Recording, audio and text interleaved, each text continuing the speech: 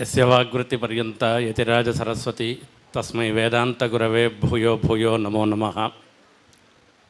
அடியனுக்கு அளிக்கப்பட்ட தலைப்பு ஆத்மான்வேஷனம், தன்னிலை அறிதல் என்பது தான் முக்கியமான விஷயம். இங்கே சாஸ்திரம் சொல்லச்சே மாதா பித்ரு சஹசிரேபியா வத்சலதரம் சாஸ்திரம்னு சொல்லியிருக்கு. சாஸ்திரம் நம்மிடத்தில் நம் தாய் தந்தையரை போன்ற பன்மடங்கு பரிவோட ஹிதத்தை உபதேசிக்கிறது. அந்த ஹிதத்தை, சாஸ்திரம் உபதேசிக்கிற ஹிதத்தை நாம் பின்பற்றுவது தான் நம்மளுடைய ஒரு ஸ்வரூபம். சுவாமி தேசிகனும் அர்த்தபஞ்சக அதிகாரத்தில் சொல்லச்சே பிராப்பியஸ்ய பிரம்மணோ ரூபம் பிராப்திஷ்ட பிரத்யேகாத்மனஹான்னு சொல்லிட்டு அந்த பரமாத்ம ஸ்வரூபத்தை தெரிஞ்சுக்கிற மாதிரி அடைபவனாக இருந்துருக்கிற நம்மையும் பிரத்யேகாத்மாவாக இருக்கக்கூடிய ஜீவாத்ம ஸ்வரூபத்தையும் தெரிஞ்சுக்கணும்னு சொல்கிறார். இந்த ஆத்மான்வேஷனம்ன்றது இந்த சாஸ்திரம் காண்பித்த அந்த வழி, இது எல்லாத்துக்குமே அப்ளிகபிள் ஆகும். லௌகிகத்துக்கும் சரி, வைதிகத்துக்கும் சரி, எல்லாத்துக்குமே அப்ளிகபிள் ஆகும். அதில் அந்த விஷயத்தில் தான் அடியேன் இப்போது இந்த ஆத்மான்வேஷனத்தை எப்படி பண்ணுறது, யார் பண்ணி கொடுப்பா அப்படின்றதெல்லாம் ஒரு விஷயம். பெருமாளுடைய அனுகிரகத்தினால ஒவ்வொருத்தருக்கும் ஏதோ ஒரு விதத்தில் ஒரு சாமர்த்தியம் இருக்க தான் இருந்துருக்கு. அந்த சாமர்த்தியம் எங்கே இருக்குது, எப்படி இருக்குன்றத நாம் தெரிஞ்சுண்டு ஒரு ஸ்பார்க்கு மாதிரி ஒரு துளிவுண்டு ஒரு பொறி வந்துடுத்துனாக்கா அந்த பொறி பிடிச்சிட்டு போனோம்னா அது பெருசாக ஒரு பெரிய அக்னி ஆகும். அரணி கிடைச்சாள்னாக்கா அதில் ஒரே ஒரு பொறி தான் முன்ன வரும். அதை வச்சுட்டு அக்னிஹோத்திராதிகள்லாம் பண்ணால்னா சகல காரியமும் நமக்கு சாதிக்கக்கூடிய ஒரு சாமர்த்தியம் வரும். அந்த மாதிரி எந்த பொறின்றதை தான் நாம் தெரிஞ்சுக்கணும். அதுதான் ஆத்மான்வேஷனம் சொல்கிறோம். அந்த மாதிரி வரச்சே நாம்ளே சில சமயத்தில் தெரிஞ்சுப்போம். நம்ம சேர்ந்தவான் நமக்கு அதை காண்பிச்சு கொடுக்க போகிறதுன்றது ரெண்டுமே இருந்துருக்கு. அடியனுடைய அனுபவத்தில் சொல்கிறேன்.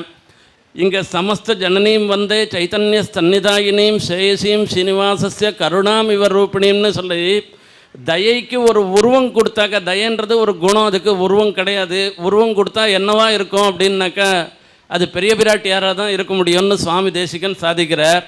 அந்த மாதிரி ஒரு தோல்விக்கு ஒரு உருவம் கொடுத்தா என்னவா இருக்கும்னா ஒரு காலத்தில் அது ராமனாக தான் இருக்குன்ற ஒரு எண்ணத்தோடு அல்லாடிந்தவன் நான். அந்த சமயத்தில் அடியனுக்கு ஏற்பட்ட ஒரு ஆத்மான்வேஷனத்தை தான் உங்களோட நான் பகிர்ந்து கொள்கிறேன். இந்த காலேஜில் சேரச்சே என்ன பண்ணோன்னா ஃபஸ்ட்டு அதில் பிஎஸ்சி மேத்தமெட்டிக்ஸ் வாசிக்கச்சே அஸ்ட்ரானமி ஒரு சப்ஜெக்டு. அந்த சப்ஜெக்ட்டுக்கு எல்லோரும் சொன்னால் ஏதோ ராமச்சந்திரன்ற ஒரு புஸ்தகம் ரொம்ப நன்னா இருக்கும் அப்படி இப்படின்னு சொன்னால், ஆனால் என்னுடைய ஸ்டாண்டர்டு என்னன்னு தெரிஞ்சுக்க முடியல. அவர் நன்னா தான் எழுதியிருக்கார்.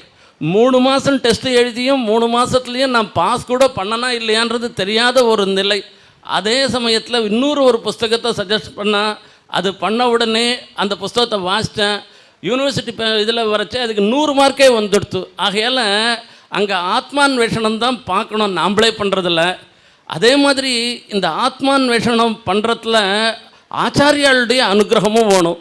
நாவல் பாக்கத்தில் நான் எப்பவும் லீவுக்கு போகச்சே என் தகப்பனாரோ தமையன்மார்களோ ஒரு நிமிஷம் கூட வெறுமை இருக்க விட மாட்டேன்.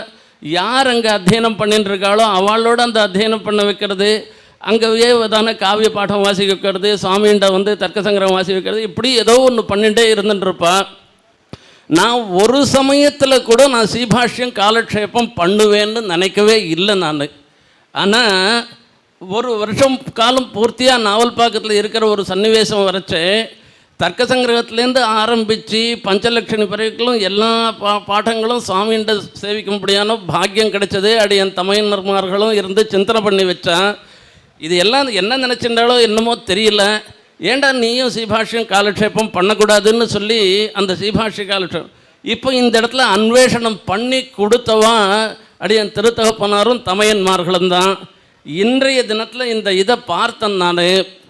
இந்த சன்னிவேசத்தை இந்த பசங்கள்லாம் பண்ணினது இது பெரிய ஆத்மான்வேஷனம். இந்த சின்ன குழந்தைகள் இடத்துல, இந்த குழந்தை இடத்துல இது பாடுற சாமர்த்தியம் இருந்துருக்கு, இந்த குழந்தை இடத்துல நடிக்கிற சாமர்த்தியம் இருந்துருக்குன்றத ஒரு அன்வேஷனம் பண்ணி அவளை முன்ன கொண்டு கொடுத்தா பாருங்க. அந்த ஸ்ரீமதி பிரபா சேனேஷுக்கு எல்லாரும் அது ஒரு கை கரகோஷத்தினால கொண்டாட வேண்டிய ஒரு விஷயம். இப்படி இந்த ஆத்மான்வேஷனத்தில் 2 விஷயம் நாம் பார்க்கணும். நாம் எதெல்லாம் பார்த்தோமோ அந்த பசங்களுக்கு, நம்ம பசங்களுக்கு இங்கே பார்த்தா ஒருத்தர் பெரிய ஃபிலாசபராக இருக்கார், இல்லை பெரிய மேத்தமெட்டிக்ஸில் ஒரு இதுவாக இருக்காருன்னு ஒன்று நம்ம பசங்களும் அந்த மாதிரி வரணும்னு தோணும், ஒரு பெரிய மெடிக்கலில் இருக்கணும்னு தோணணும். அந்த மாதிரி ஒவ்வொன்றும் தோணிகிட்டே இருந்தால் வேதபாராயணம் பண்ணுறதை பார்த்தா நம்ம பையனும் வேதபாராயணம் பண்ணணும், திவ்ய பிரபந்தம் சொல்லணும்னா இவனுடைய நிலை என்னன்றதை நாம் புரிஞ்சுக்கணும், அவளும் புரிஞ்சுக்கணும். அப்படி பண்ணினாதான் காரியம் சித்திக்கும்ன்றது சொல்கிறதுனால இந்த ஆத்மான்வேஷனம்ன்றது ஒவ்வொருத்தரும் கடைபிடிக்க வேண்டிய விஷயம். இதை எல்லாரும் கடைபிடிச்சோம்னாக்கா இதை கடைபிடிக்கச்சே தற்பெருமை கூடாது, தன்னிடத்தில் இருக்கக்கூடிய குறைகளையும் தெரிஞ்சுக்கணும். இது ரெண்டையும் தெரிஞ்சுட்டு ஆத்மான்வேஷனம் பண்ணவானா கண்டிப்பாக உலகத்தில் முன்னேறலான்றது தான் இது பெரியோர்களுடைய கூற்று, அடியனுடைய விண்ணப்பமும். கவிதார்க்கிக சிம்ஹாய கல்யாண குணசாலினே ஸ்ரீமதே வெங்கடேசாய வேதாந்த குரவே நமக.